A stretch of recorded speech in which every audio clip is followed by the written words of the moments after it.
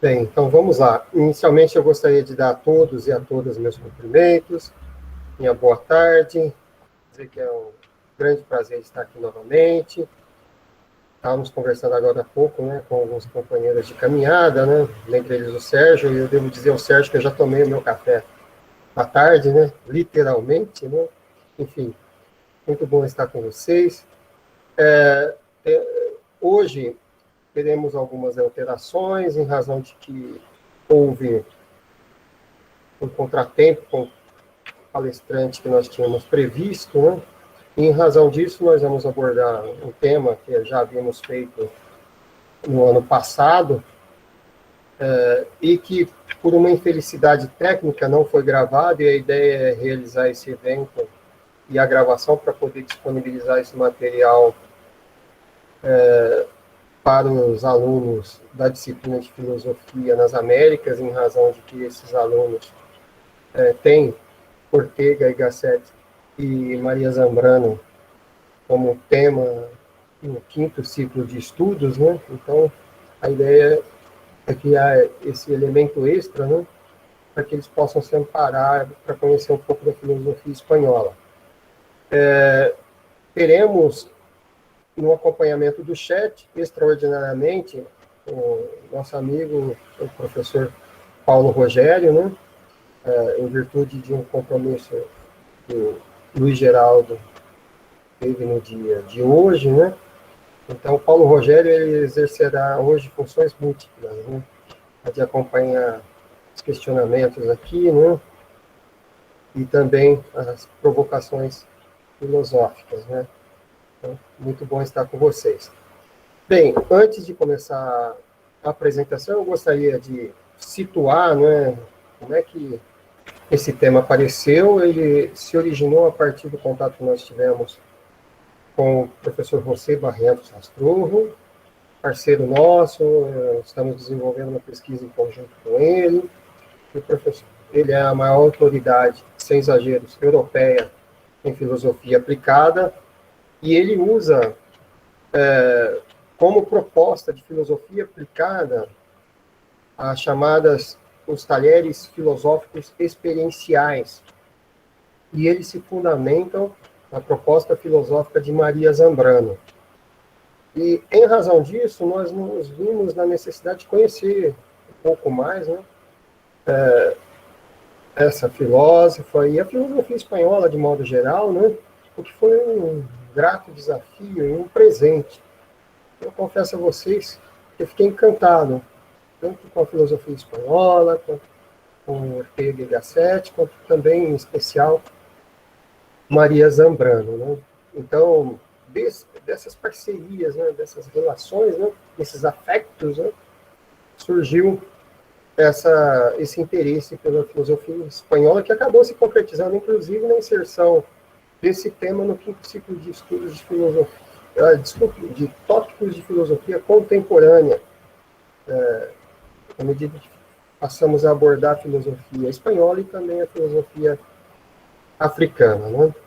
Então, feita a contextualização, muito bom estar com vocês. Vamos fazer aqui a nossa apresentação. Deixa eu me ver aqui. Assim.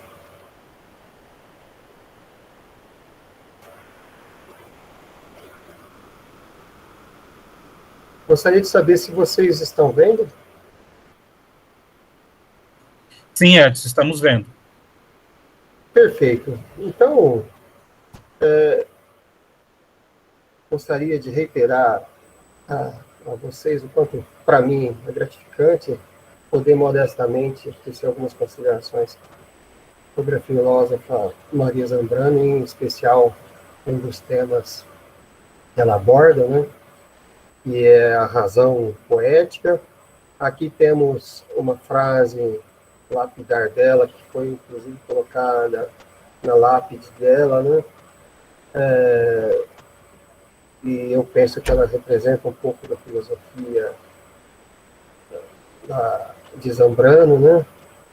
Somente se é de verdade livre quando não se pesa sobre nada, quando não se humilha a nada, em cada homem estão todos os homens, né? E a ideia, nesse momento, é, primeiramente, fazer uma introdução à temática da razão ou das razões, essa a possibilidade de que existem múltiplas razões dentro da esfera filosófica, né? Logo depois vamos apresentar uma breve biografia da filósofa e, por fim, vamos tecer considerações a respeito da razão poética, nos fundamentando em uma obra dela, que foi publicada em 1939, intitulada Filosofia e Poesia. Então, veja,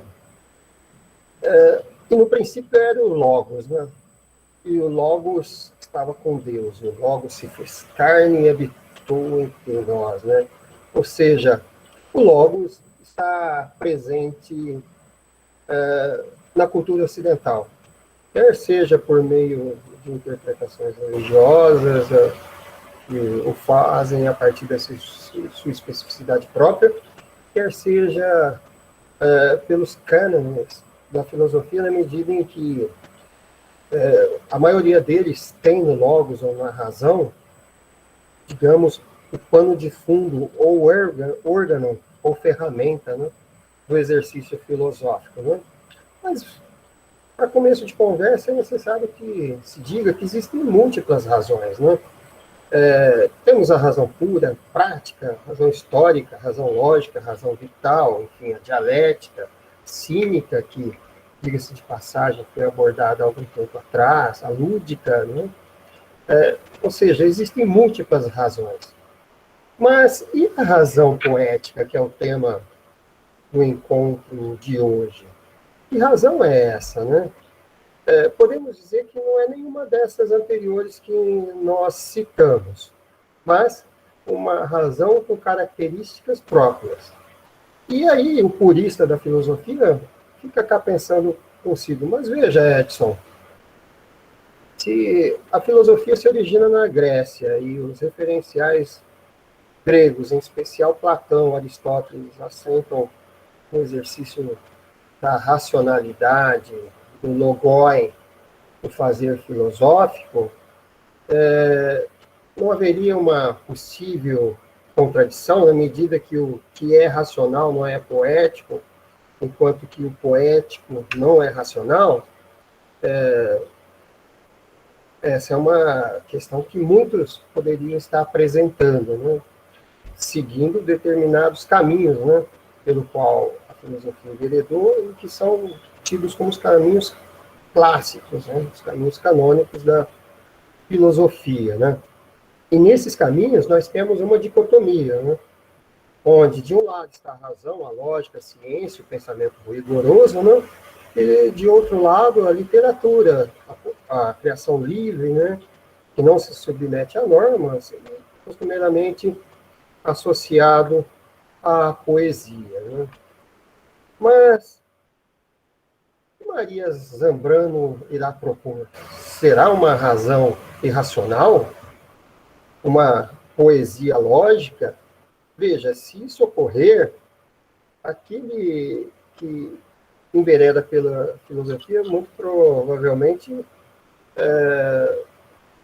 vai ficar desapontado, na medida que ele vai ser convidado a raciocinar irracionalmente, ou seja, isso é um paradoxo, né? Por outro lado, o poeta, será que ele vai ser convidado a poetizar respeitando os estritos limites da razão? Veja, para o bom poeta, isso seria uma espécie de tortura, né? Porque, em essência, a visão que nós temos da poesia é de liberdade, né? De criação, né? Mas se não essas as proposições da filósofa, nós vamos discutir sobre isso ao longo da tarde de hoje, né? Mas antes de adentrarmos a essas possíveis indagações que vocês estão fazendo, é necessário que nós façamos uma distinção entre nu e dianoia. Veja, o nu associado ao conhecimento mais profundo, direto, né? Enfim, e que propiciava chamadas verdades profundas, né? Era quase sempre um saber intuitivo associado à vida, né? Então, veja, na medida em que nós nos relacionamos com a vida, essa relação de diálogo com a vida e que origina certas intuições, faz com que nós criemos o nu, né? E, por outro lado, temos a dianoia, que seria uma segunda razão, né? E nessa nós temos o conhecimento objetivo, advindo do contato com as coisas, enfim, com as experimentações, né? Enfim, ou seja, com a captação objetiva do mundo. E, de certo modo, a história da civilização se origina na Europa, ela está associada, sobretudo, a esse conhecimento objetivo, né? E o outro, chamado saber intuitivo, quase sempre está associado a outros povos, né? Que seriam, nos dizeres do povo grego, por exemplo, classificados como bárbaros, né? E estes se refugiam em outros mecanismos de apropriação da realidade, né, e de si mesmo, que não os alicerçados na dianoia, né, que seriam o nu. Bem, antes de nós continuarmos, deixa eu... Tem algumas pessoas que estão tentando entrar aqui. Feito. Vamos lá. Avançando, então.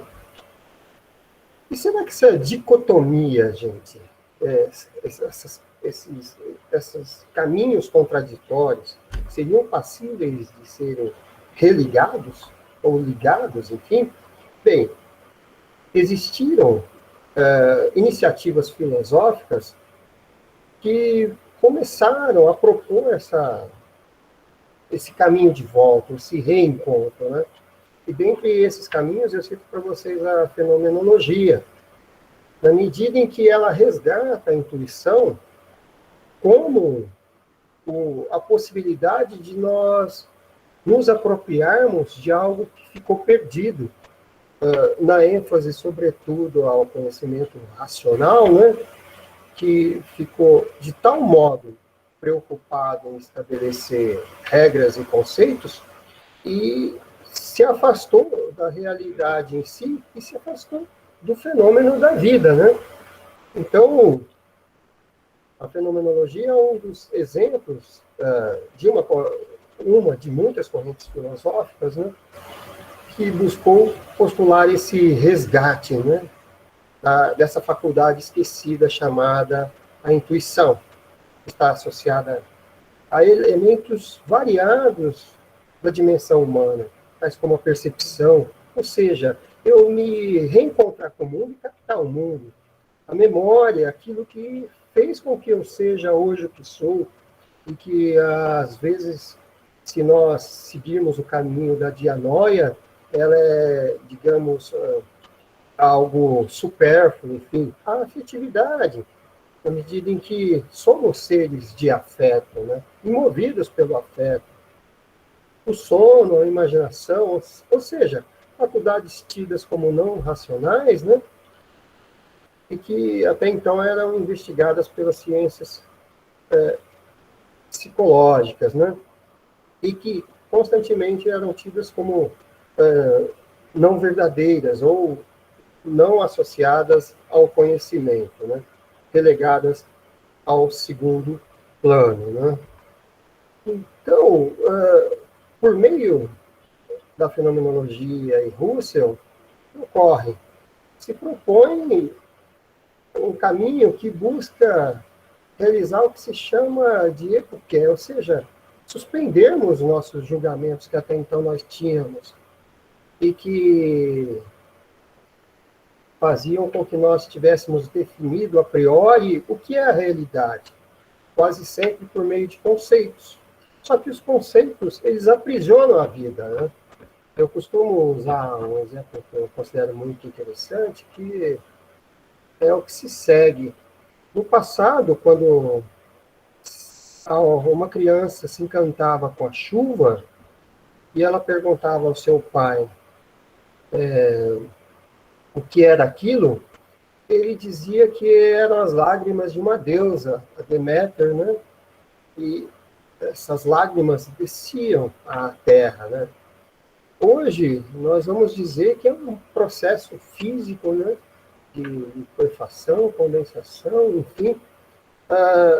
Ou seja, nós temos uma razão teórica que explica tudo vinculado a determinados momentos históricos, filosóficos, científicos, né?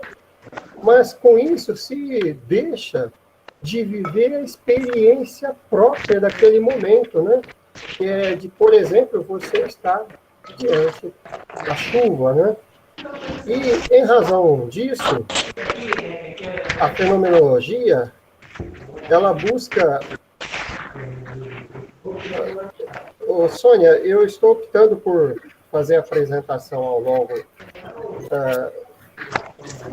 desse momento, e aí no final, o Paulo Rogério fará a apresentação das questões, e aí nós poderemos debater, ok? Ô Edson, só um minutinho, deixa eu falar com a Sônia. Sônia, você pode fechar um pouquinho o microfone? Deixa eu ver se eu consigo fechar aqui.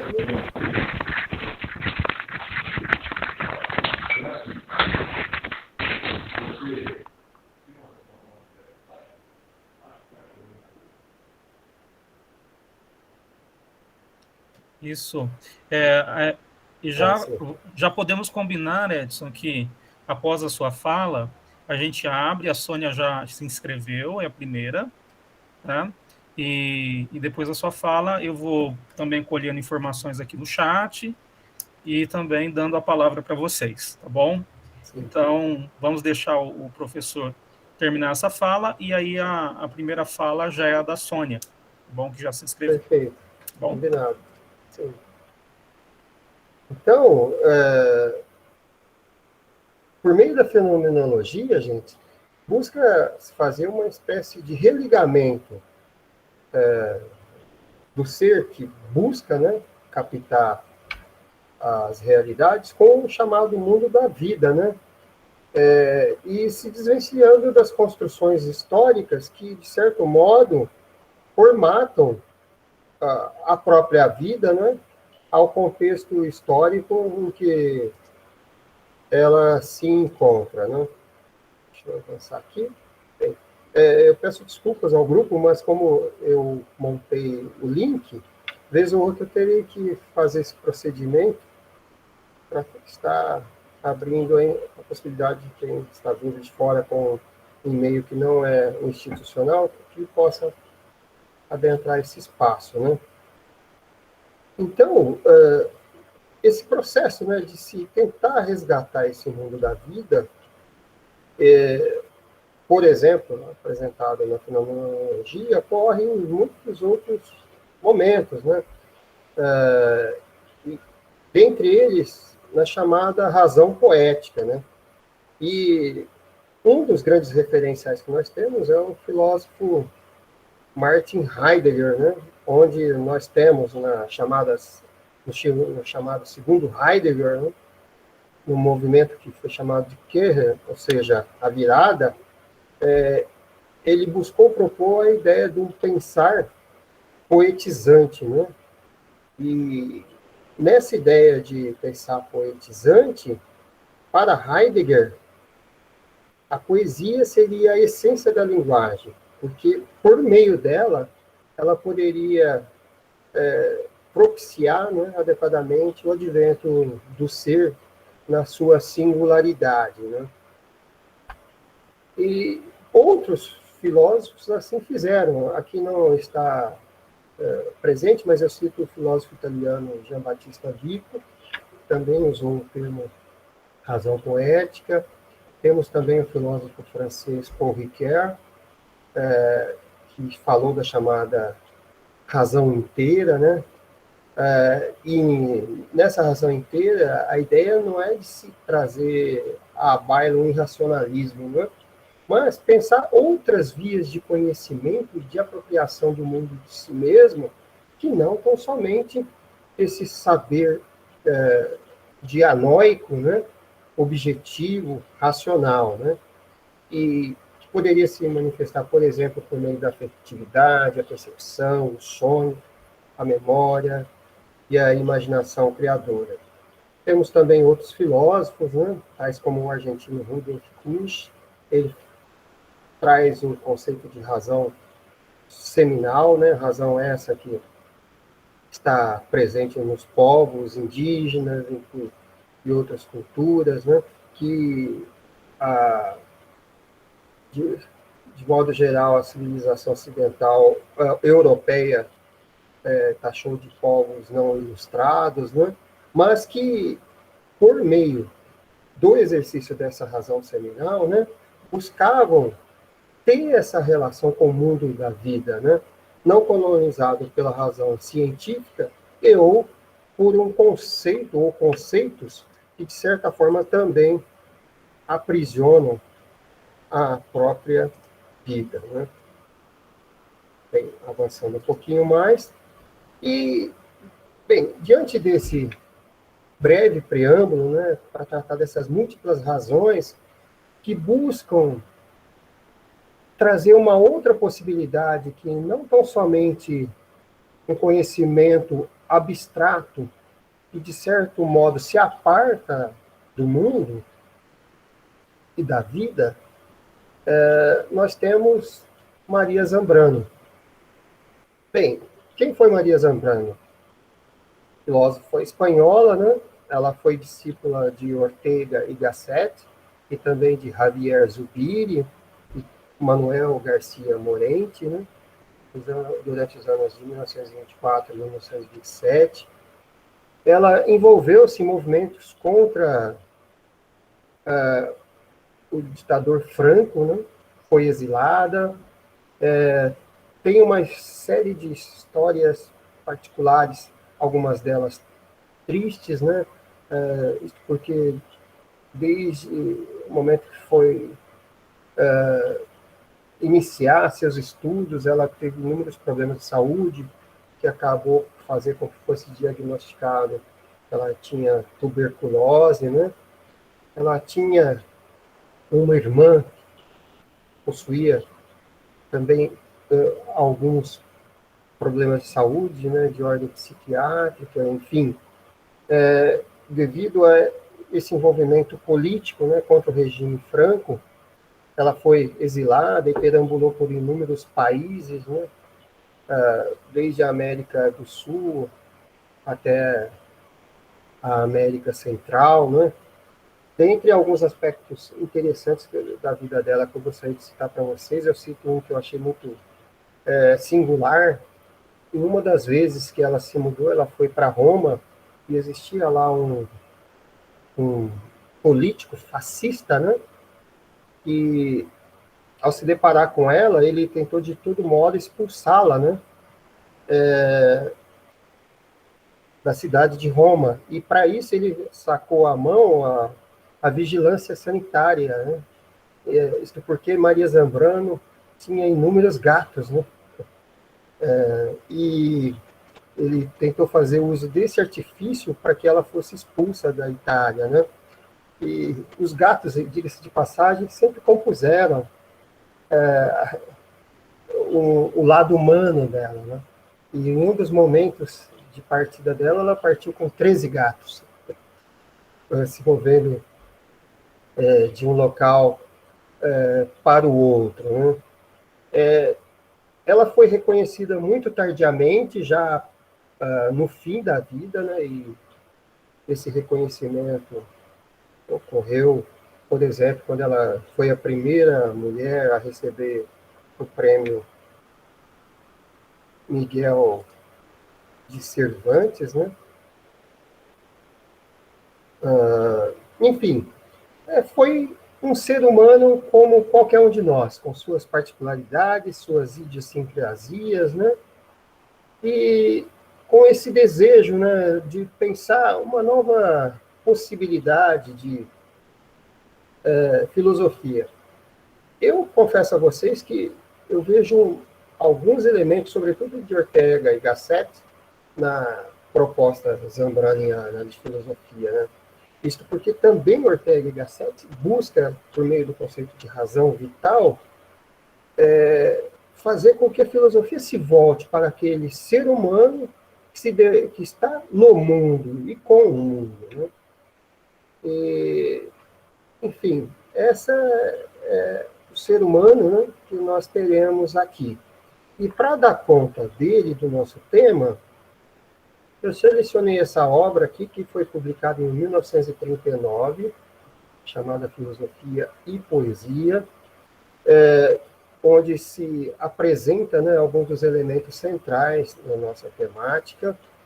Essa obra, assim como as outras, ela apresenta, digamos, possibilidades de caminho, porque Maria Zambrano, mesmo quando ela se referiu diretamente ao conceito de razão poética, ela o fez de um modo que sempre deixou possibilidades, mas nunca um caminho específico. E eu penso até que isso é até interessante, porque a poesia, ela, nós veremos, né, ainda que ela una momentaneamente essa relação de mim na relação com o mundo, logo a seguir surge algo novo. Então, qualquer tentativa de aprisionar essa relação seria, de certo modo, um caminho diferente do que ela propõe, né? E para apresentar para vocês algumas das considerações que ela realizou, eu vou fazer uso, né, das citações diretas dela do livro, né, citado, e espero contaminar vocês com as inquietações e, quem sabe, né, a minha admiração, né, pela originalidade da obra zambraniana, né? Então, comecemos por essa indagação aqui. O homem inteiro não é encontrado na filosofia, assim como a totalidade do humano não é encontrada na poesia. Na poesia, encontramos o homem concreto, individual, diretamente. Na filosofia, o homem em sua história universal, em seu querer ser. A poesia é um encontro, um presente, uma descoberta pela graça. A filosofia busca exigência pautada por um método. Então, na obra Filosofia e Poesia, Zambrano busca primeiro situar os caminhos que a filosofia enveredou e os caminhos que a poesia também seguiu ao seu próprio passo, né? E, ao longo da obra, ela pondera a possibilidade de nós revermos esses caminhos realizados pela filosofia e, quem sabe,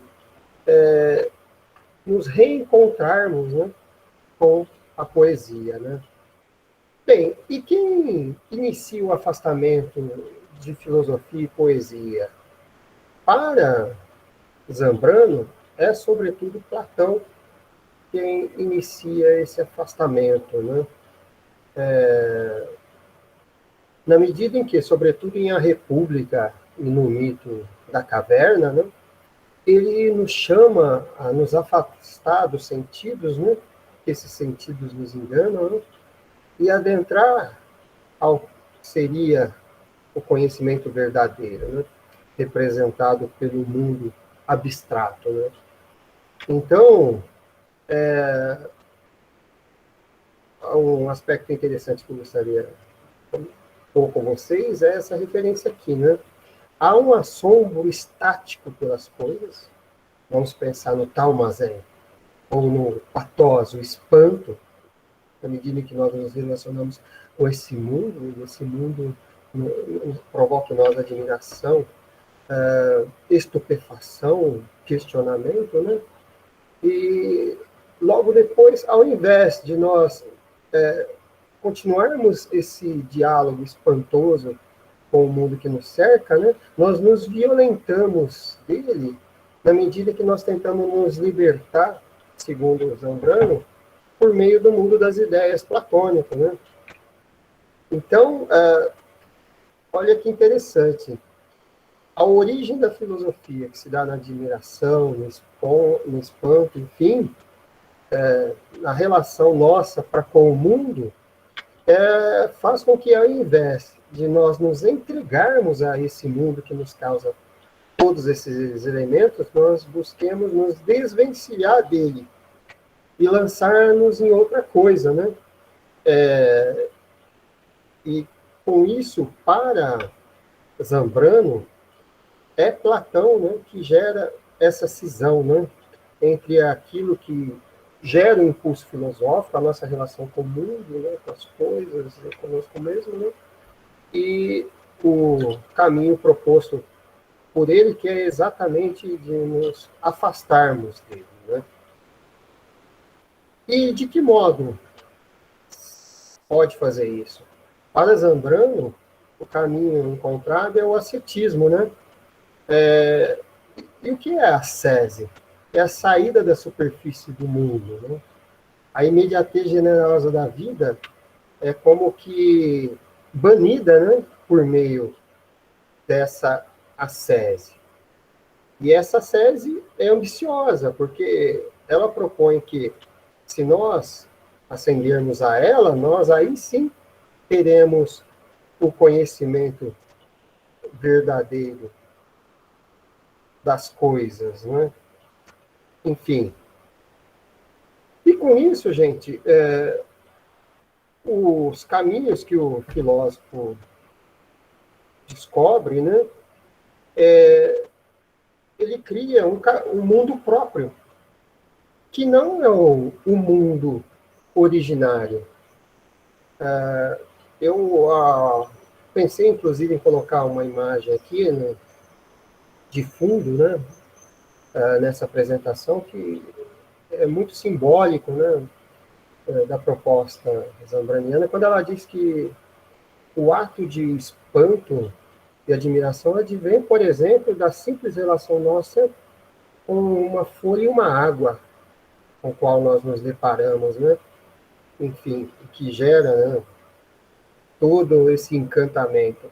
E o caminho iniciado por Platão faz com que nós nos afastemos desse encantamento. E essas pequenas coisas originárias são despidas de seu valor em nome de uma outra realidade que não é essa originária no qual nós estamos assentados, né?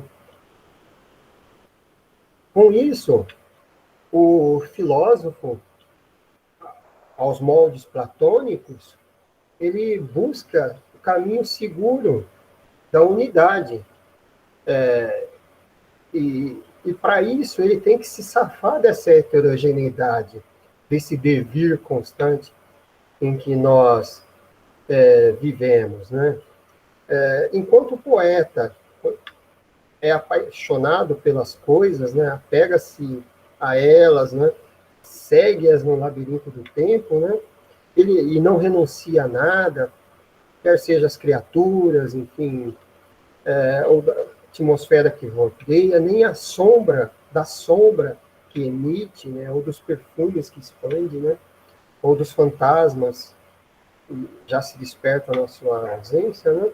O que o filósofo busca? O filósofo busca se desenraizar de tudo isso, né? Se afastar de tudo isso. De que modo? Procurando uma unidade que possa pôr fim a essa heterogeneidade, porque aí ele vai se sentir mais seguro de ter se apossado, entre aspas, de um porto seguro, não sujeito às variações do momento da vida, né? E por isso ele segue esse caminho ascético rumo à unidade, né? Bem, e para realizar esse caminho ascético, ele busca se salvar das aparências, né? E o poeta se mantém apegado a elas, né?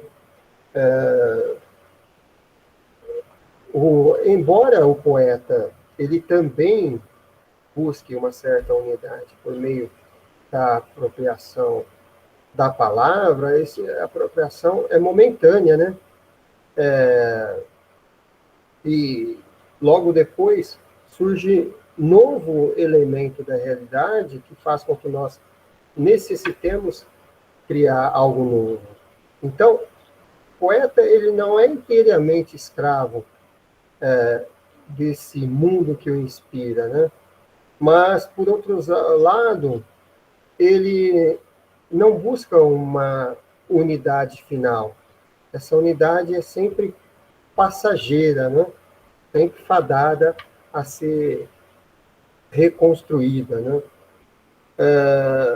E aqui, esse último elemento aqui, que eu gostaria de compartilhar com vocês, é que o poema não é mais a unidade oculta, mas presente, a unidade realizada, diríamos, encarnada, né? Então, enquanto nos moldes platônicos nós buscamos uma unidade abstrata, imutável, né? Na poesia nós temos uma unidade encarnada, né? E sujeita à transformação. O poeta ele está aberto à incompletude, enquanto o filósofo quer a completude, né? O poeta é humilde, na medida em que ele sabe que está sempre em falta, sempre incerto, né? Frente àquela frágil unidade que ele tem momentaneamente, né? Por outro lado, o filósofo, nos moldes platônicos, ele está, digamos, destinado a ser o filósofo rei, né? Visto que ele soube, né, captar uma realidade que os demais mortais não são capazes de captar, logo, ele está acima, né, dos meros mortais, né? Com isso, então, nós temos essa dicotomia entre completude e incompletude, ser e não ser, né? Indo além, a filósofa, inclusive, diz que o poeta, ele também se dá como permissão ir além da realidade, né? Ou seja, ele é capaz de pensar coisas, inclusive, que não estão na realidade, né? E nisso existe o que ela chama de justiça caritativa, né?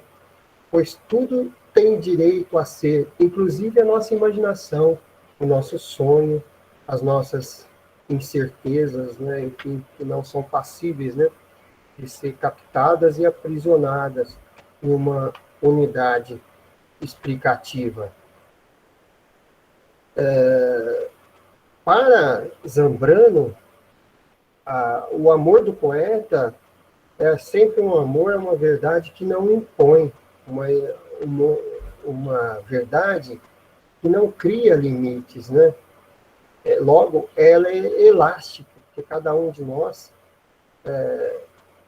se apropria dela, né, e realiza esse ato de amor, cada um ao seu modo, né? O poeta, ele ama a verdade, mas não a verdade exclusiva, não o imperativo, né?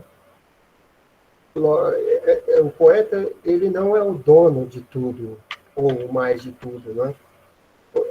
Para Zambrano, o poeta não tem um método ou uma ética específica. Ele é essencialmente um processo de amor, né, a todos esses elementos que estão, quanto possibilidade, diante dele, né, ou de suas indagações criativas, né? E, nesse sentido, ela defende esse ato poético, dizendo que, se no início era o Logos, né, o Logos se fez carne e habitou entre nós, cheio de graça e verdade. E, para ela, a filosofia, nos moldes platônicos, ela perdeu essa graça e verdade porque ela abdicou de ser carne e se fez tão somente um exercício abstrato, né?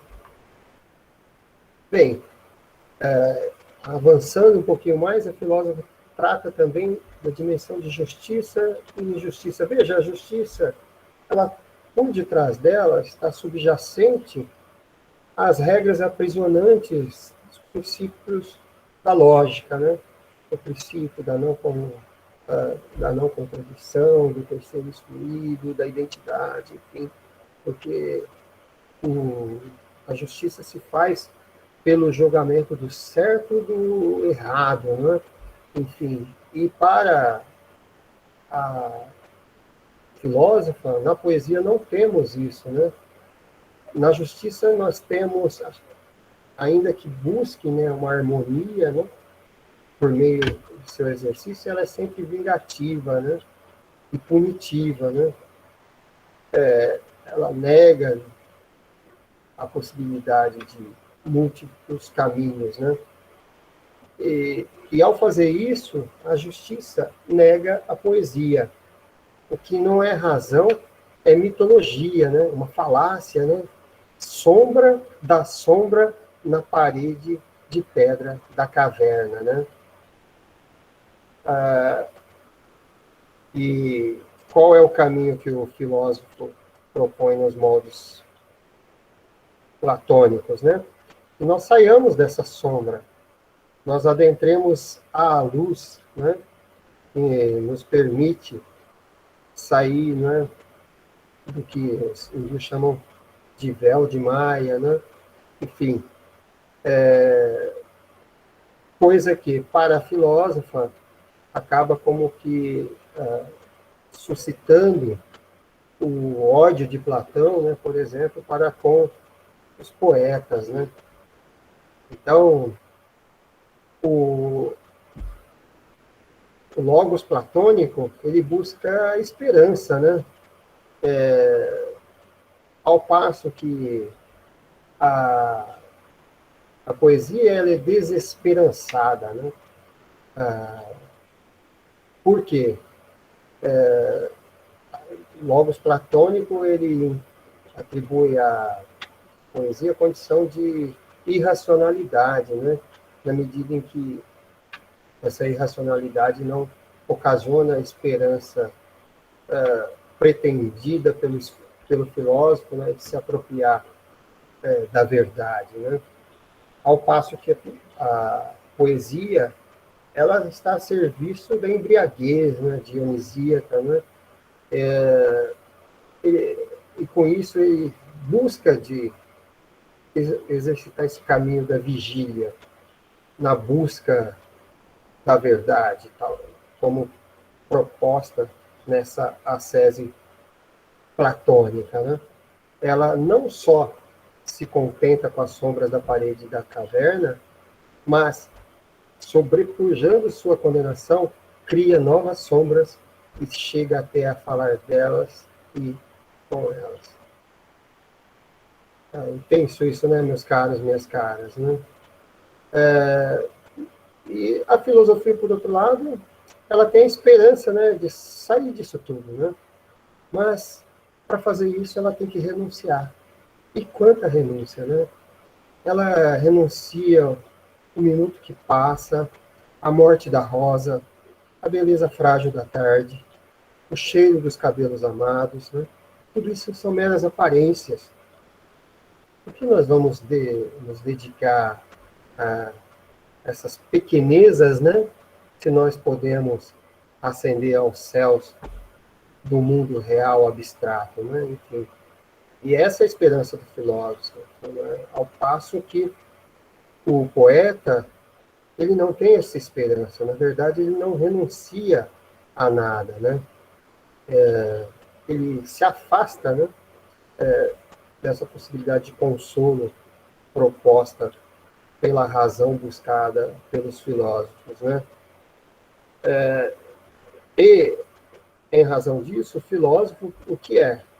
É aquele que exercita, sobretudo, cuidado e preocupação. Cuidado no sentido de se afastar de todos esses elementos, né, frágeis, né, que mudam, né, a todo momento, né, e preocupação no afã de chegar ao conhecimento verdadeiro, né? A unidade que ele tanto busca, né?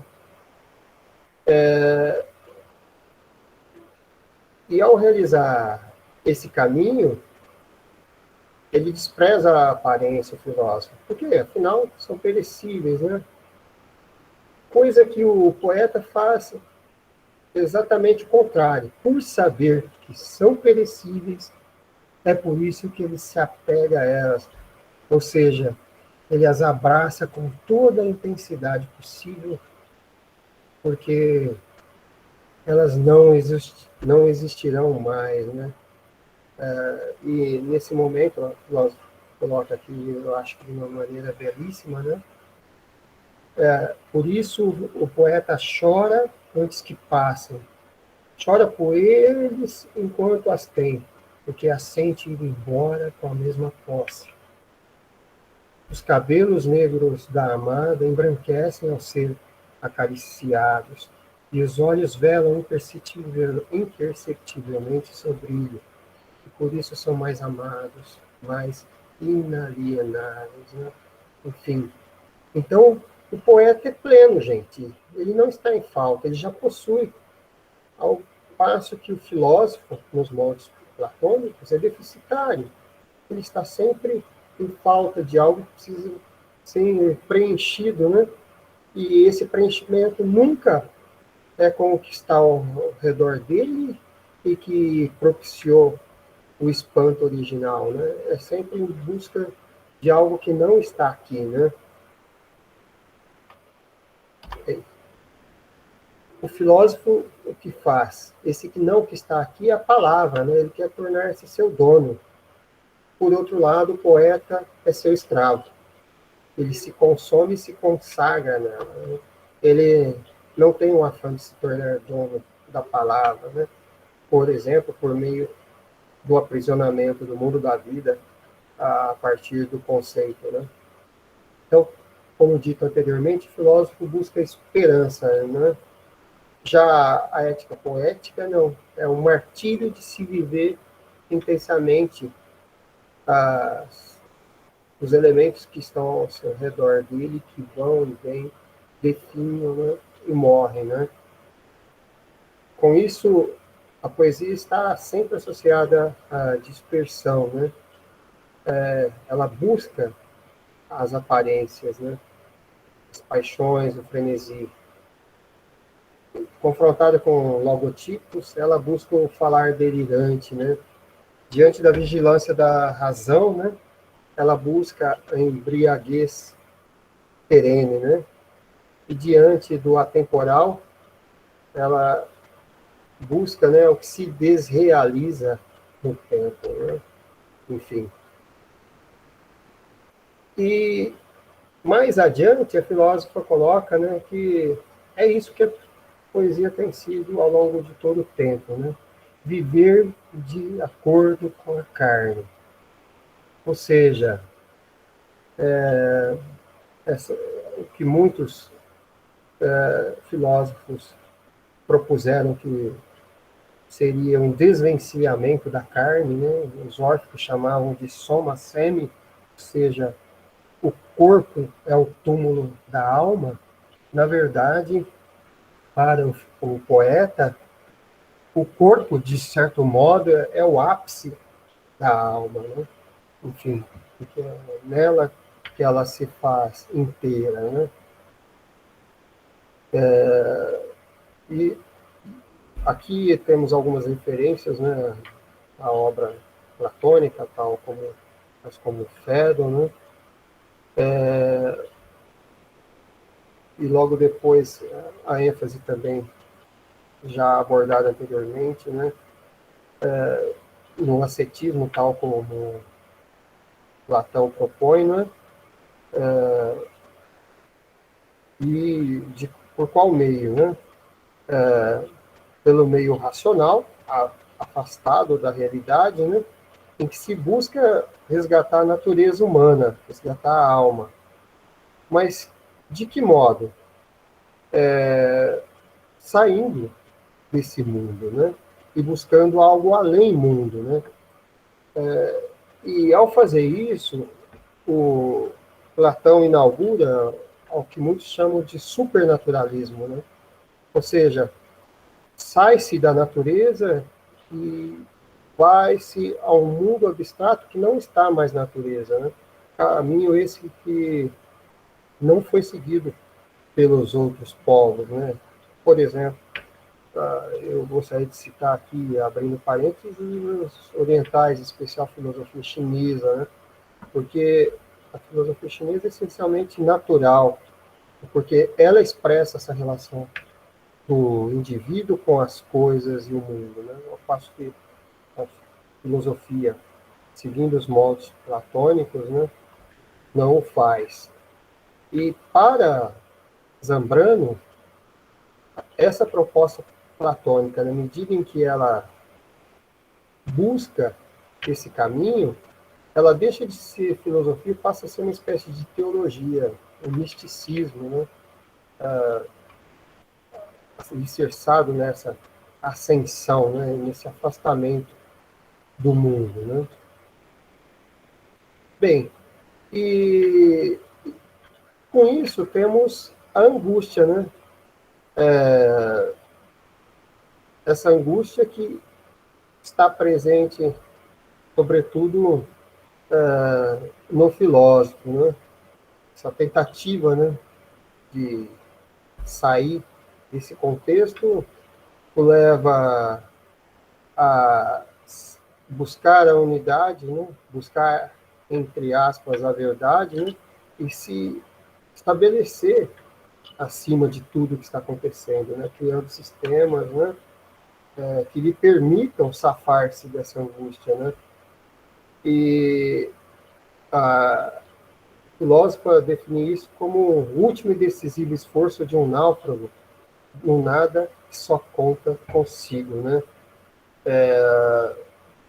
E como ele faz? Ele tenta criar algo fechado, absoluto, resistente, né?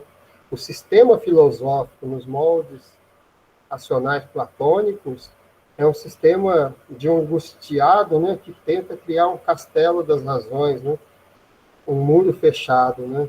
E vulnerável, né, diante desse vazio que é a angustia, né? Nesse sentido, eu abro um novo parênteses, né, e me lembro do Schopenhauer, né, quando ele faz referência a esse refúgio racional, né, ele diz que é um homem no seu barco, achando que a vida é tão somente ele e seu barco, quando na verdade ele esqueceu que existe um imenso, infinito mar revolto ao redor dele, né? E esse exercício racional seria, de certo modo, essa tentativa de acreditar que o barco lhe daria, né, esse refúgio, né, à incerteza advinda da relação que ele passa a ter com a possibilidade do vazio, né? Coisa que o poeta não tem, né? E aí, avançando mais, ela diz que no poeta a vida é o sonho, e no filósofo o sonho é a inocência, ou seja, eu tenho que me afastar do sonho, porque isso, entre aspas, é infantil, né? Ambos têm em comum a liberdade, né? Mas no poeta, a liberdade está exatamente em abraçar, né? Esses momentos outros que o filósofo tem como inferiores, né? Para o poeta, a angústia que o filósofo busca se afastar no porto seguro da razão, na verdade, é a vertigem de ser livre, né? E devemos abraçá-la, né? Logo depois ela tece outras considerações, né? Tais como o poeta não vive propriamente na angústia, mas na melancolia, né? O filósofo vive para a frente, afastando-se da origem, procurando-se na solidão, né? Isolando-se e afastando-se dos homens, né? E nesse sentido eu faço a alusão um célebre trecho de David Hume, abrindo um novo parênteses, né? Que é um alerta que eu penso que é apropriado para esse momento da fala da filósofa, né? Em que Hume diz: ser filósofo, mas ante toda filosofia, ser homem, porque muitas vezes, e aqui eu digo na minha experiência pessoal, que em alguns momentos eu agi desse modo, e na minha experiência profissional, na medida em que eu tive contato com alunos que assim agiam, nós, muitas vezes, diante da sedução do poder dessa razão abstrata, nós nos consideramos sobre-humanos e nos afastamos dos meros mortais demasiado humanos, né? E adentramos a um mundo de solidão, né? Afastando-nos dos homens, enfim, da vida, né? E o caminho proposto pela filósofa é exatamente o inverso, né? Por meio da poesia, né? Nós tenhamos esse amor à origem que gerou o espanto e a admiração, né? Bem, já encerrando, né? A filósofa nos convida a pensar a ideia, quiçá, de que nós voltemos a dialogar com a poesia. Porque ser poeta é ser aberto, sempre disponível, né? Há sempre a possibilidade de algo novo a ser aprendido, né? Existem outros inúmeros caminhos a serem percorridos, né? Para Zambrano, se nós nos abrirmos às coisas, ao mundo, tal como no impulso originário que nós tivemos de espanto e admiração, nós não conseguiremos possuir-nos a nós mesmos, né? Porque sempre vamos precisar de algo mais, do outro, né? Algo mais além, enfim. E esse algo nunca será somente a nós mesmos. Logo, esse sonho do filósofo, né? Essa esperança de se afastar do mundo, das pessoas e considerar portador da razão no seu barquinho, é impossível, né? Precisamos, então, dar atualidade ao que somos, né? Por meio da vista como uma outra coisa, outra presença, outro ser, né? Fazer esse exercício contínuo, né? De estarmos em relação com o mundo, no mundo, né? E com as pessoas, né? E isso é sempre insuficiência, nunca será algo a ser completado, né? Que é buscado pelo filósofo, né? Ela nos convida a voltarmos a ter paixão pelo mundo, né? Sairmos do nosso enclausuramento, darmos abertura a esse ser, né? Eu diria metaforicamente que é, de certo modo, assim, reavivar nossos poros, né? Para captar aquilo que está ao nosso redor, né? E dentro de nós mesmos, né? Logo, esse elemento aqui tem até um certo fenomenológico, né? Não há amor sem referência a um objeto, né? Logo, há sempre uma relação de estar com o outro, com as pessoas, com o mundo, né? E o desafio é voltarmos a nos apaixonar pelo mundo, né? E aquilo que ele apresenta, né? O instantâneo, as múltiplas sombras, enfim. E esse é o nosso desafio, né? Por fim, continuando esse elemento, a busca dessa paixão pelo mundo, né? É esse exercício de sempre encontrar as coisas na sua peculiaridade, na sua virgindade, né? As coisas desde as suas raízes, né? A existência humana, a angústia, enfim, por meio desse exercício, são anulados, porque nesse exercício, nós nos tornamos plenos momentaneamente, né? Agora, um pouquinho mais, ela faz alusão: o homem é apenas uma voz que canta e manifesta o ser das coisas e de tudo. O homem que não se propôs a ser si mesmo, o homem perdido, poeta, tudo tem na sua diversidade, na sua unidade, na sua finitude e na sua infinitude. Esse último trecho belíssimo, né? A posse lhe preenche, transbordando de tesouros que não fez questão de afirmar o seu vazio. E por amor não soube fechar-se a nada.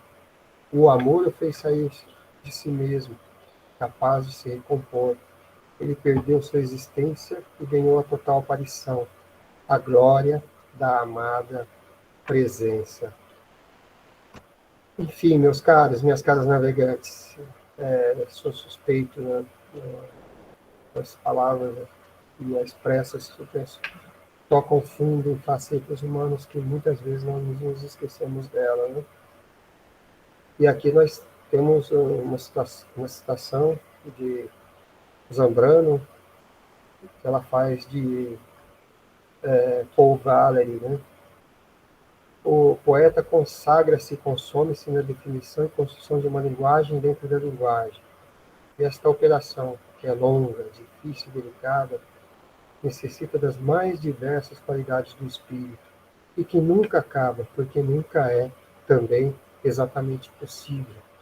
Tende a se tornar a linguagem de um ser mais puro, mais poderoso e mais feliz com sua palavra, o que não importa qual personagem real. Enfim, então, são essas as considerações que eu gostaria de apresentar para vocês, para mais que apresentar respostas, né, apresentar provocações, né, a respeito dos caminhos que a filosofia tem trilhado e como vocês têm visto esse caminho, né, e pensar cá consigo, se vocês estão no barquinho, achando que vocês, o barco e o leme são o mundo, ou se vocês estão se impressionando, se assombrando, se espantando, né, com esse mar incapaz de ser apropriado e domado, né? Então, são essas as considerações que eu gostaria de dar a vocês e estou à disposição aí para as provocações. Muito obrigado, Edson. Acredito que a sua fala foi muito construtiva e criativa, por dois motivos. Primeiro, porque a poesia nos faz realmente mobilizar aquelas questões que amplamente estabilizadas, né? Enquanto conceito, enquanto ideia. Então, ela desestabiliza. Então, acho que isso também é um processo produtivo e criativo.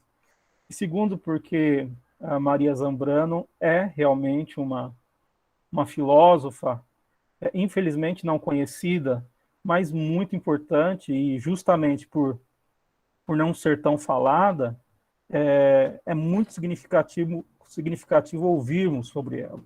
Né? Então, acho que esses dois motivos, eles criam, assim, e produzem uma mobilização de conhecimentos. Né? Então, muito bacana mesmo, tá?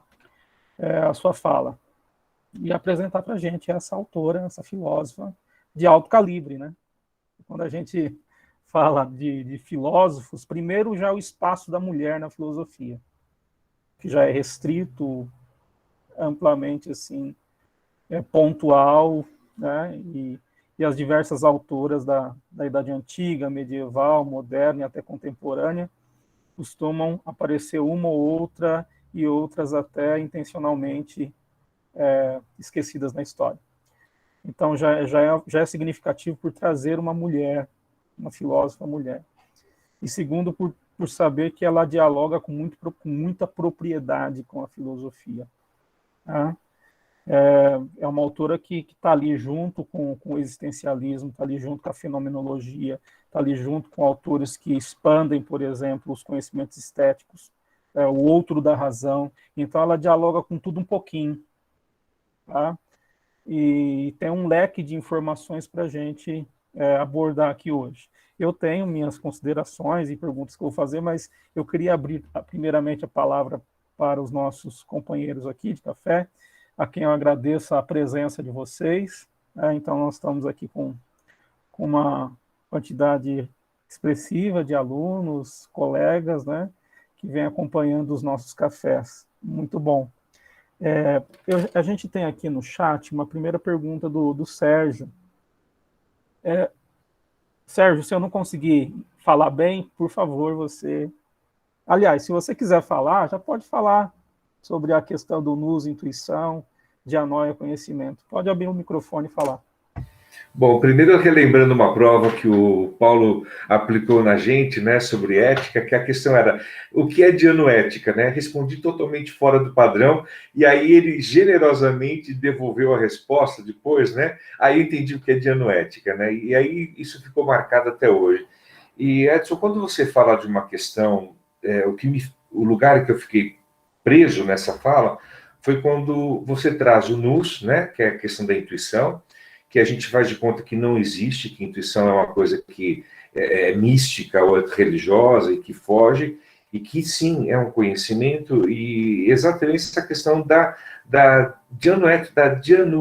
formação, enfim, da capacidade intelectual de entender. Aí me veio uma questão, né, que a questão do conhecimento objetivo, que é da dianoia, né, pode ser também um objetivo do conhecimento. Eu fico imaginando que às vezes a gente, como filósofo, fica atrás de coisas sem que elas tenham promovido, de fato, um talma, né? Porque o que eu pude entender, e foi essa a sensação que eu tive, que a Zambrano conseguiu viver na intuição de absorver a questão do talma, do impacto, curtir isso, aproveitar e depois, num outro momento, ir atrás do conhecimento desse fenômeno, dessa experiência, dessa questão estética, né?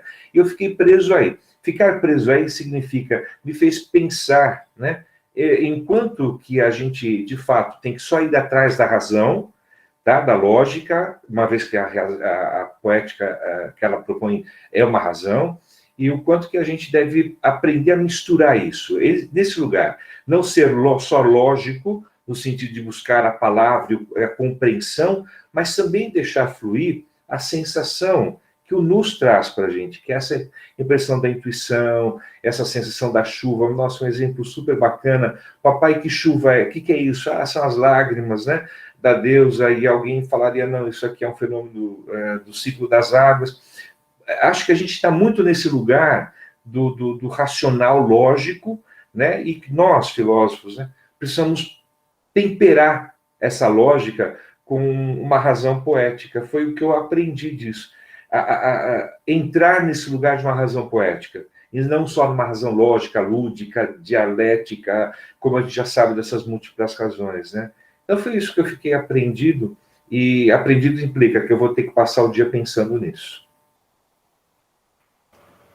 Sim, Sérgio, eu agradeço as suas ponderações, e de fato, eu sinto tal como você, e eu penso que, inclusive, o grupo que nós temos, Filosofia Aplicada, ele faz também um questionamento, né, com relação a esse afastamento de fazer filosófico com o mundo da vida, das coisas, do momentâneo, né, do heterogêneo, porque se a filosofia de fato quiser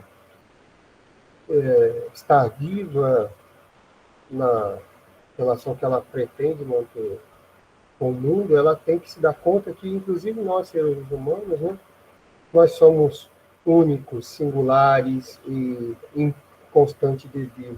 Logo, nós não podemos ser encaixotados, né, num conceito que nos defina, né? E a filosofia dialogar com esse devir, esse momentâneo, né, de cada um de nós, e dar voz e vez para que ele se manifeste, é um desafio contemporâneo. Nós temos que fazer com que a filosofia volte a fazer, né? Para que ela resgate, né, esse impulso originário, né? Tem uma imagem metafórica que eu acho muito bonita, do Sêneca, em uma das obras dele, se não me engano, foi... não sei se foi Cartas à Minha Mãe Élvia, enfim, onde ele diz que o ser humano constrói abóbodas cada vez maiores, só que essas abóbodas escondem o céu e as estrelas, né? Enfim, então, de certo modo, esse caminho platônico talvez tenha criado abóbodas, né? Seguras, que nos protegem, enfim, mas elas esconderam, né? As estrelas, toda a relação originária de inspiração e beleza que nós tínhamos, né? Muito bom. Alguém deseja fazer algum comentário, propor alguma fala ao professor Edson? Falem agora ou não se calem para sempre, por favor.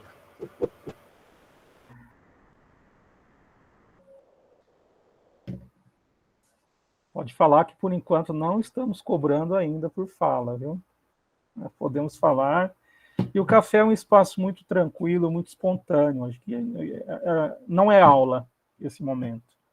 É uma conversa. E enquanto conversa, a gente não tem aquela pretensão de cobrar premissas corretas ou erradas, né? Então, um comentário, uma fala, uma dúvida é sempre bem-vinda. Uma provocação a vocês que estão aqui. Nesse caminho que vocês estão tendo com a filosofia, como é que vocês estão? Vocês sentiram em algum momento se apartando do mundo, enfim, se considerando portadoras ou portadores de um saber que os torna superiores ou superioras aos meros mortais, enfim? Houve algum momento assim? Vocês fizeram alguma autocrítica a esse respeito? Perceberam algo nesse sentido em vocês ou em algum colega? Enfim, como é que vocês veem isso?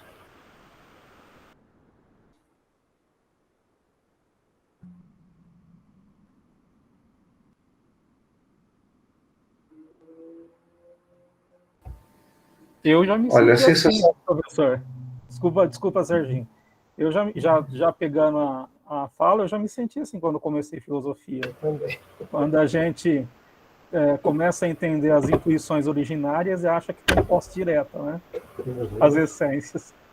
É só um breve comentário. Fala, Serginho, desculpa.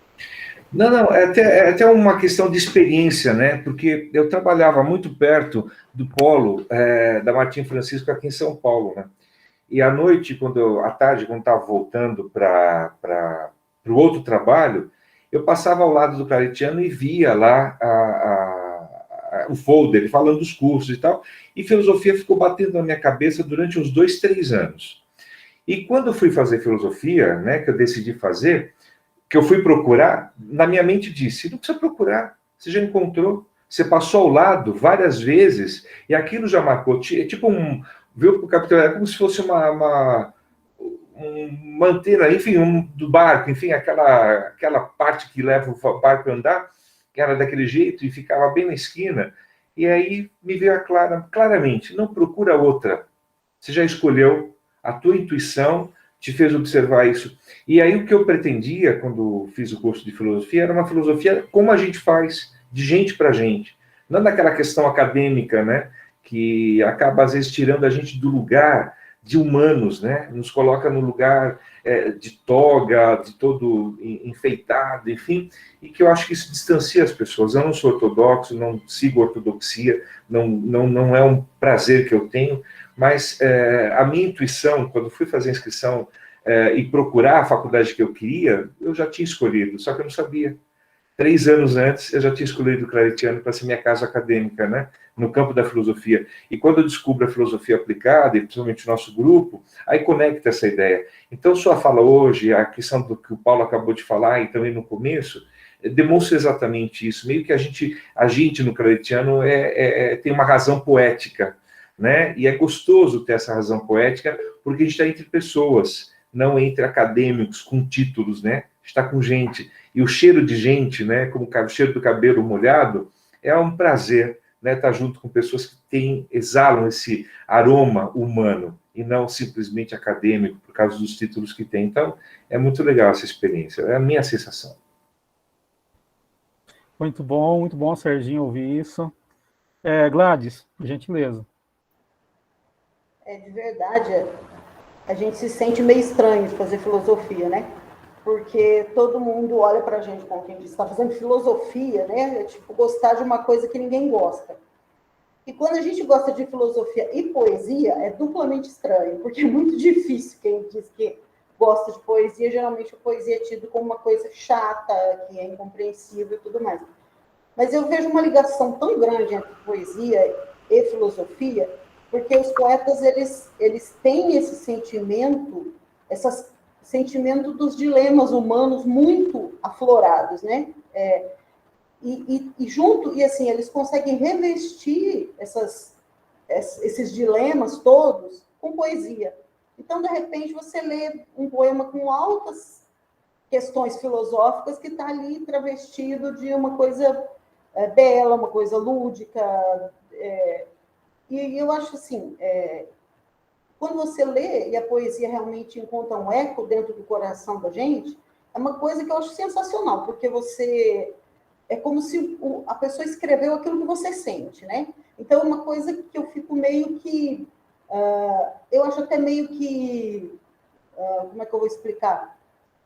Meio que metafísica, meio que etérea, não sei. Como é que a pessoa consegue ler o dilema que está dentro do meu coração, né? Como é que a pessoa consegue ler, consegue escrever aquilo que eu me pergunto, aquilo que eu penso, aquilo que eu sinto, e ela consegue colocar isso numa poesia. Então, eu acho poesia uma coisa sensacional, e eu sinto muito, assim, que a gente tem duplamente uma missão de desmistificar tanto a filosofia quanto a poesia, né? Porque as duas são perfeitamente humanas e precisam ser levadas para o maior número possível de pessoas, para que sintam também essa questão da humanidade presente, né, em tudo, que interliga tudo. Então, na verdade, não era uma pergunta, é só uma colocação, uma questão que eu sinto muito. Muito obrigada, professor, foi muito bacana. Gostei muito de ter me apresentado, a Maria Zambrano, que eu não conhecia. Com certeza vou me aprofundar, vou procurar ler, porque tem eco com a minha pessoa, né? Obrigada. Eu que agradeço. Nós temos aqui no chat alguns comentários e tem uma perguntinha no final também. De modo geral, perguntou se a aula será gravada, então será gravada sim. O pessoal gostou da sua citação de Sêneca, Edson, sobre as abóbodas grandes e seguras, mas que escondem os céus e as estrelas. Né? O Felipe fala que a filosofia nos tira da zona de conforto, coloca dúvidas em nossas certezas. E o Vinícius pergunta, a filosofia não seria uma poesia, mas só que menos emocional e racional? Então, para Zambrano, a filosofia platônica, não, na medida em que ela se aparta, né, ela se afasta, né, do fazer poético, né, que é esse ato de abraçar o mundo e o efêmero, né, e as sutilezas e manifestações variadas que ele apresenta. Né. Agora, existem outras filosofias, né, que buscam, né, essa interrelação, né? Eu citei, por exemplo, a filosofia oriental, que ela está toda ela também vinculada a essa relação do indivíduo com o mundo, né? E é o mundo que fala filosoficamente, né? Eles usam muito essa dimensão do mundo para fazer filosofia, assim como tem outros filósofos e linhas da filosofia que estão buscando isso. Eu citei fenomenologia, a Nietzsche, né? O pathos artístico, né? Esse espanto artístico que ele convida que nós façamos, né?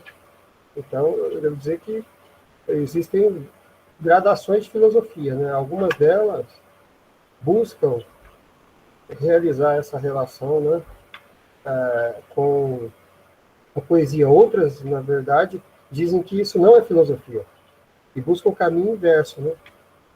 E, por exemplo, chamado Círculo de Viena, para eles eles dizem que Nietzsche foi um bom poeta, ponto.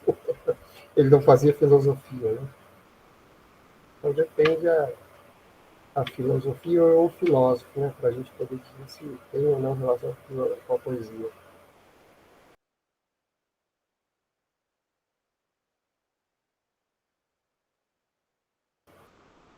O som está desligado, Paulo. Opa, muito obrigado. A Celis nos fala aqui no chat: a poesia nos livra do limite da realidade e abre todas as possibilidades além. E a Sônia diz que gosta de escrever poesias. Poderia apresentar para a gente, Sônia, suas poesias. Hoje seria o momento, né? Exatamente, seria a cereja do bolo, né? Falamos tanto de poesia, já pensou encerrarmos com uma poesia, enfim? Sim. Muito apropriado, né? Sem dúvida. E ela continua: elas nascem a partir de algo que querem entender, de mim ou do mundo, e às vezes surgem sem que eu nem tenha pensado. É sinal de que ela ainda ela não criou amarras, né? Lembra essas amarras me fazem lembrar, assim, não sei se você já assistiu o filme Asas do Desejo. No filme Asas do Desejo tem um momento em que se apresenta uma poesia intitulada Quando a Criança Era Criança, né? E nela se discorre, né, sobre as perguntas da infância, né? Esse ato de se encantar e fazer perguntas, de se questionar e se surpreender, né? Eu penso que aí está a essência da filosofia, e que muitas vezes nós perdemos ela, né? Nós a amarramos, né? Não temos mais, né?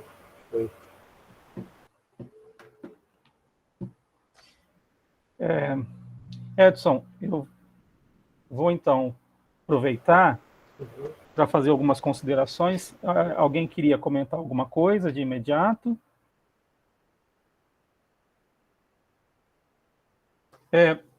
Obviamente que eu não sou um leitor aprofundado de Maria Zambrano, mas não precisa ter uma leitura tão ávida e tão profunda para saber que ela é muito importante para a filosofia. Ela é um grande filtro, né, de impurezas também. Ela filtra essas impurezas. E só pelo fato de você apresentar alguns conceitos dela, como a distinção entre nous e dianoia, que lembra também outra distinção sobre sofia e froneses, né, que é a sabedoria teórica e a sabedoria aplicada em sua prática do dia a dia. Tá? O conceito de mundo da vida, do Husserl, né, que é aquele palco de fundo, aquele pano de fundo pré-científico, né? Ou seja, que não precisa da prova para existir, ele existe porque existe, né? E é a partir dele que a gente tira toda a seiva existencial. Então, isso são temáticas assim muito vitais para a filosofia, e ela fala disso e discorre, pelo menos pela apresentação, pelos trechos que você trouxe, discorre isso muito bem. Tá? E ao longo da história, diversos autores, como ela, tentaram fazer essas críticas a esse logocentrismo. Esse logocentrismo é essa razão, esse logos, né? Como se fosse o departamento central do pensamento, da intuição, do desejo, de tudo, né? Tudo dependesse dali, ou tudo decorresse desse centro, por isso logocêntrico. Então, muitos autores já fizeram essa crítica, né? E é muito interessante também você falar não do esvaziamento ou da falência da razão em Maria Zambrano, mas um outro aspecto da razão, que aqui a gente não está falando que a razão logocêntrica ela é falida, só está dizendo que há uma outra forma de racionalidade. Então, pensar formas de racionalidade, isso é muito bom, pensar uma razão encarnada, sujeita à transformação, que está na incompletude, não busca a segurança das abóbadas gigantescas, né, que você falou. No entanto, tem alguns questionamentos, tá? Principalmente, ainda falando sobre o aspecto positivo da Maria Zambrano, ela não renuncia à aparência. Antes de falar, de procurar meu questionamento, é uma racionalidade que não renuncia à aparência, mas também não se isola na multiplicidade do heterogêneo, daquilo que é amplamente passageiro, busca uma certa unidade, né? Aspira a uma unidade. Então, são sínteses, por exemplo, de uma filosofia muito madura e muito consistente. Tá? Não podemos dizer que essa razão poética é desvairada, que não tenha, por exemplo, um substrato ou não tenha alicerces firmes. Ela fala com propriedade a partir da filosofia. Tá? Para tirar também a ideia de que a poesia é algo subjetivo, relativo, que não tem premissas, por exemplo, seguras e bases filosóficas seguras. No entanto, eu tenho alguns questionamentos que eu queria, na verdade, são resultado da pouca ou mínima leitura que eu tenho em Maria Zambrano. Tá? Eu fico em dúvida até que ponto a Maria Zambrano realmente ela rompe ou ela sai de uma razão logocêntrica na dita razão poética dela. Tá? Eu tenho certas dúvidas porque ela não estaria ali propondo uma distinção à razão logocêntrica, ou até uma crítica, obviamente, à razão logocêntrica, utilizando os instrumentos da própria dianoia, quando objetiva conceitos, tá? Porque ela tenta objetivar conceitos a todo momento. E a ideia de tentativa de objetividade de conceitos, seja de justiça, ou de essência, ou de aparência, além da tentativa de objetivação, fica para mim um anseio de binaridade, ou um ou outro, ser ou não ser, o que é amplamente uma característica muito própria da lógica logocêntrica, né? Que já é até redundante falar lógica logocêntrica, ou da razão logocêntrica. Tá?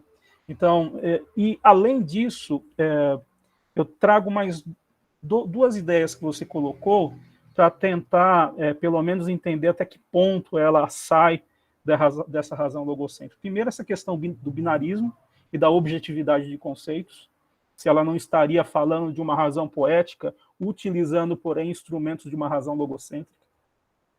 Né? Então, ela estaria com os dois pés fora da razão logocêntrica, ou ela fala da razão poética com um pezinho no logocentrismo? Então, essa é uma questão.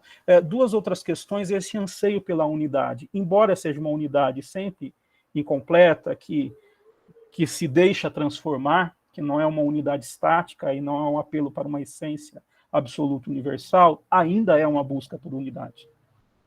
E a busca por unidade é um programa amplamente metafísico. O grande programa metafísico é a busca por unidades. Tá? Então, sem dúvida alguma, se há uma busca por unidade, há uma metafísica aí, por trás da razão poética de Maria Zambrano. Tá? E a terceira coisa é o ascetismo. Tá? Me lembra muito Schopenhauer e a crítica que o Nietzsche faz a Schopenhauer, principalmente. Quando ele fala da vontade e de toda a liberdade que a vontade tem enquanto forma de pensar o mundo, que ela não está presa aos parâmetros racionais, só que para controlar ou para objetivar essa vontade, cria-se a necessidade do ascetismo, que é justamente a morte da própria vontade. Isso no Schopenhauer. Tá? Eu queria ver se isso, de alguma maneira, não implica também num cerceamento da própria criatividade vinda de uma razão poética, a possibilidade de um ascetismo. Tá? Porque eu, sinceramente, não vejo muita diferença na busca do ascetismo para o ascetismo platônico, no final das contas. Não enquanto processo, tá? Mas enquanto objetivo. Tá? Então, é isso, na verdade. E eu queria depois só agradecer a vocês, que, na verdade, essas falas, elas advêm exatamente de uma falta de leitura de Maria Zambrano, tá bom?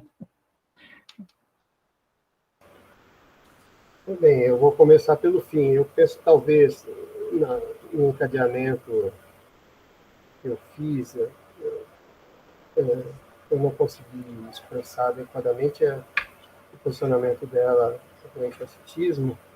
Ela se posiciona de modo avesso ao ascetismo, né, na medida em que ela vê nisso a esperança, né, do filósofo, né, de, digamos, se abster, né, de toda a incerteza, né, e advinda do devir, né, do momento, enfim.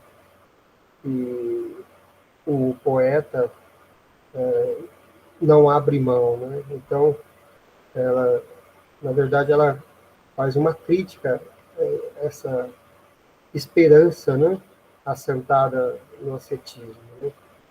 E, de outro modo, e aí fazendo o uso de Nietzsche, né, ela, ao invés de se abster da vida, você abraça a vida, né, em tudo que ela pode lhe propiciar, enfim, e ocasionar, ainda que seja, por exemplo, o sofrimento, né?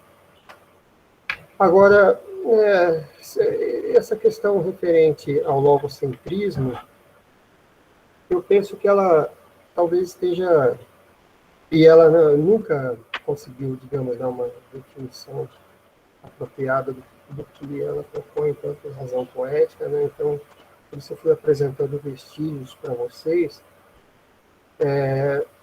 Eu considero que ela busca criar, digamos, uma ponte, né, entre a luz e a penumbra. Ponte essa que se rompeu, né? E necessariamente nessa ponte vai haver elementos de ambos os mundos, né? Logos, né, que define e cria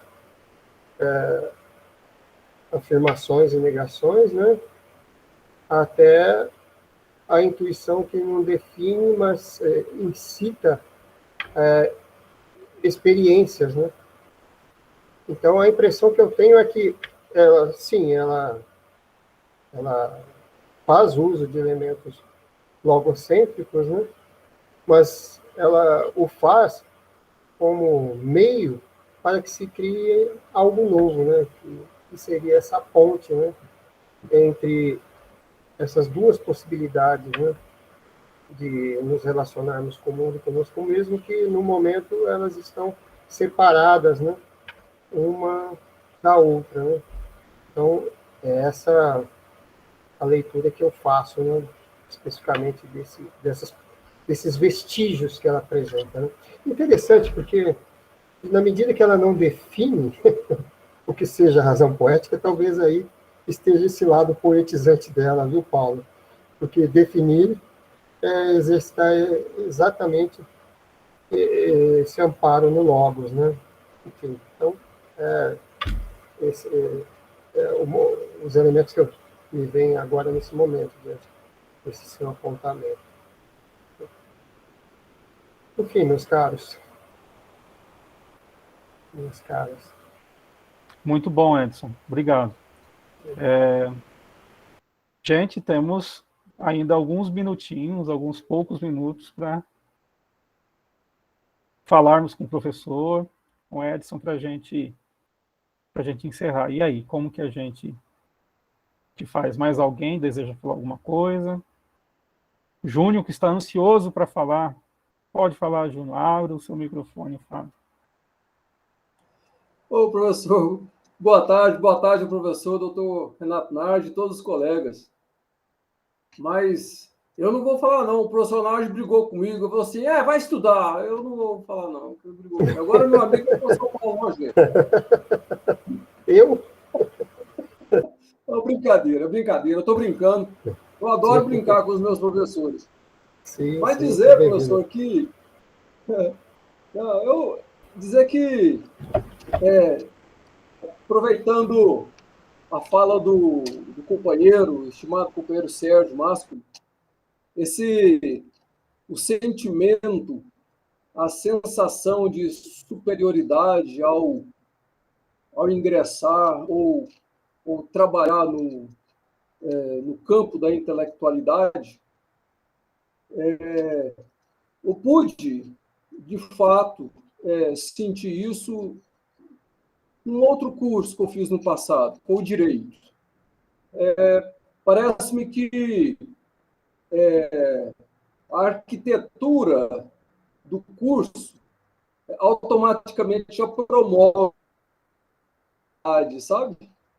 E no curso de filosofia, eu pude então fazer essa comparação. Enquanto alguns, às vezes, são até forjados intramuros acadêmicos para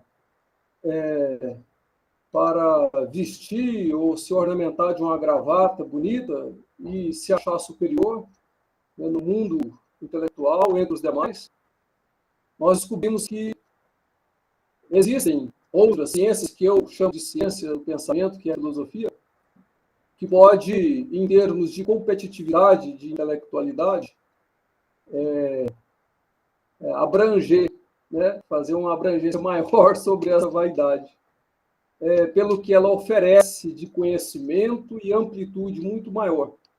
Mas que, ao mesmo tempo, no decorrer do curso, a gente percebe nitidamente o quanto que a filosofia ela trata dos intelectuais, mas que esses intelectuais, ao longo, né, da trajetória e do trabalho filosófico, eles se tornam simples, humildes, acessíveis, sem perder a majestade.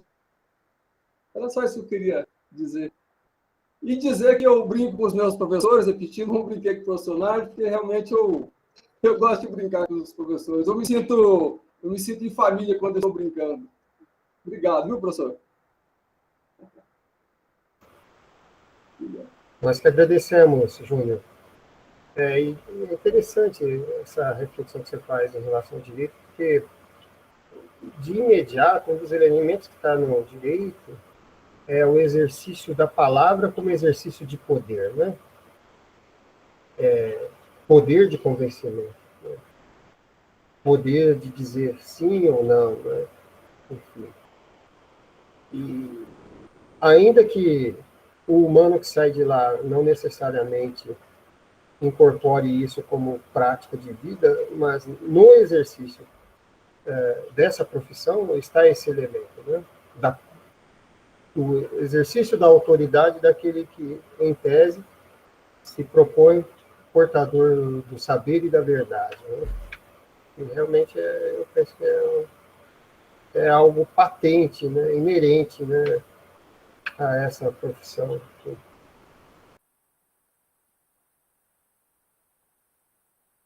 Muito bem. Verdade. Mais alguém? Podemos encerrar? Enquanto a gente vai encerrando, deixa eu só lembrar que aqueles que desejarem o certificado do café de hoje, então escrevam para o e-mail do café que eu coloquei aqui no chat, tá bom? Escrevam para o e-mail, enviem, na verdade, para o e-mail do café o resumo, uma síntese do que foi falado, que foi dito, que foi refletido, tá bom? Não esqueça de colocar o nome, o RA, para a gente saber identificar quem enviou o resumo, tá bom? Os resumos que já foram enviados, todos já foram corrigidos, eu vou enviar agora para o Edson, inclusive, uma relação de quem enviou até a semana passada, identificando de qual café que foi, tá? E já estamos também enviando os certificados aqueles primeiros cafés do semestre, tá bom?